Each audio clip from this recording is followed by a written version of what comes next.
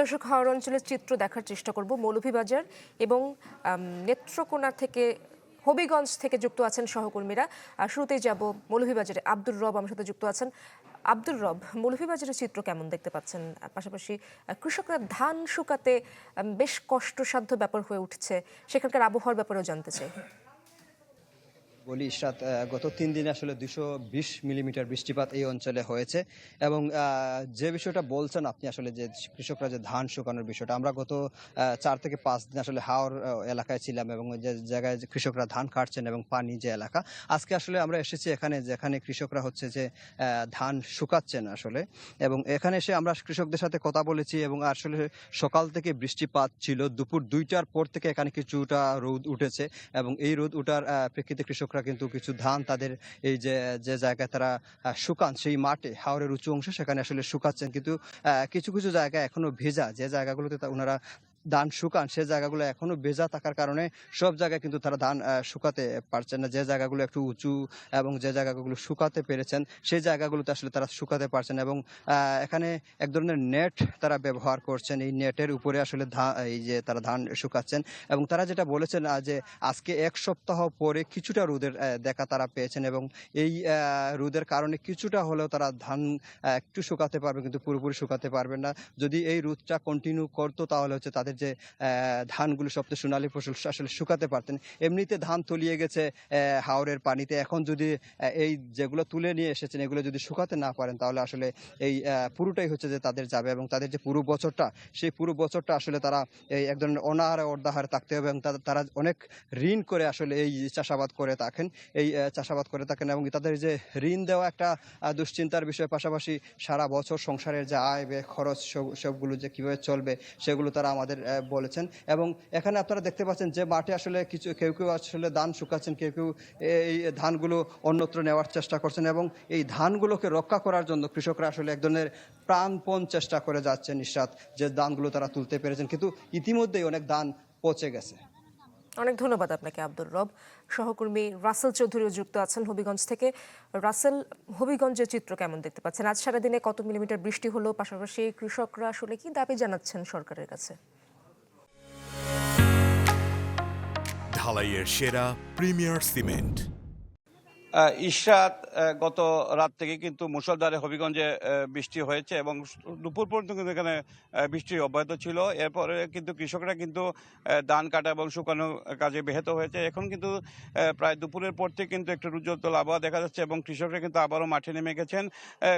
কৃষানীরা কিন্তু এখন ধান শুকাচ্ছেন এবং আমরা এখন কালারডোবা হাওরে এখানে কিন্তু যে কৃষানীরা তারা ধান শুকাচ্ছেন এবং অনেক ধান কিন্তু আসলে নষ্ট হয়ে গেছে, বিশেষ করে চারা উঠে গেছে। এর জন্য কিন্তু আসলে কৃষকরা কিন্তু একটা হতাশার মধ্যে রয়েছেন।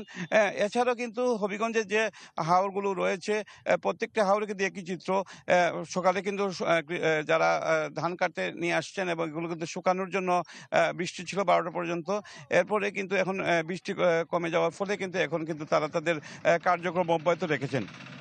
এছাড়া হবিগঞ্জে ধান চাল সংগ্রহ সরকারিভাবে শুরু হয়েছে গতকাল থেকে। হবিগঞ্জে ৮,০০০ মেট্রিক টন ধান কেনার কথা বলেছে সরকার এবং ১৭,০০০ মেট্রিক টন চাল কিনবে এবং প্রতি মন ধানের দাম নির্ধারণ করেছে ১৪৪০ টাকা এবং চালের দাম নির্ধারণ করা হয়েছে ১৯৬০ টাকা। তবে কৃষকরা যেটি মনে করছেন যে তাদের 40% ধান এখনো হাওরে পানির নিচে রয়েছে এবং এর ফলে কিন্তু তারা খুবই দুশ্চিন্তায় রয়েছেন। প্রতিদিনই কিন্তু বৃষ্টিপাত হচ্ছে এবং তারা কিন্তু আসলে তাদের এই যে স্বাভাবিক কার্যক্রমগুলো ব্যাহত হচ্ছে। যদি স্বাভাবিক বৃষ্টিপাত না হয় তারা এই ধানগুলো তাদের ঘরে তুলতে পারবে বলে তারা আমাদেরকে জানিয়েছেন। ইশরাত, ধন্যবাদ আপনাকে রাসেল। সহকর্মী হানিফুল্লাহ আকাশও যুক্ত আছেন নেত্রকোনা থেকে। আকাশ, নেত্রকোনার খবরাখবর জানাবেন। সেখানকার কৃষক আসলে কি চাচ্ছেন, সরকারের পক্ষ থেকে কি সাহায্য তারা পেতে চান, পাশাপাশি সেখানকার আবহাওয়া কেমন আজ?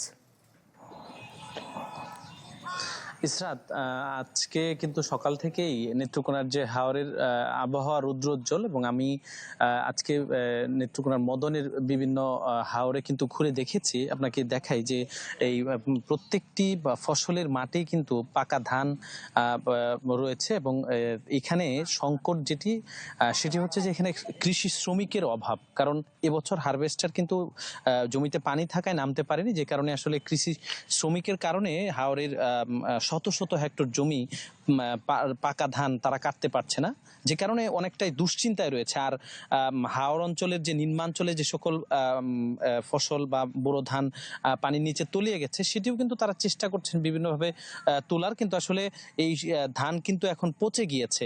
আর সরকারের পক্ষ থেকে যে সহযোগিতার কথা বলেছেন সেটি হলো যে আসলে গতকালকে খাদ্য প্রতিমন্ত্রী এখানে এসেছিলেন, এখানে এসে ধান চাল সংগ্রহের যে অভিযান সেটি উদ্বোধন করেছেন, এবং তিনি বলেছেন কৃষক যতটুকু পারে ততটুকু ধান তারা সরকারের গুদামে দিতে পারবে। কিন্তু এখানে হাওর অঞ্চলে যে বিষয়টি, রৌদ্র না থাকায় এখানে কিন্তু ধান শুকাতে পারছে না, যে কারণে ভেজা ধান কিন্তু সরকারিভাবে গুদামে নেওয়া হয় না, এবং এমনকি এখানে পাইকাররা একটি সিন্ডিকেটের মাধ্যমে এই এলাকার যে ভেজা ধান কিনতে চায় না, এবং যদিও কিনে সেটির মূল্য খুবই কম দিতে চায়।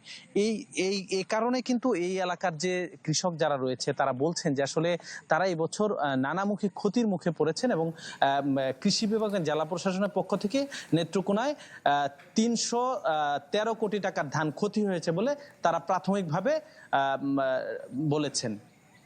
ধন্যবাদ আপনাকে আকাশ।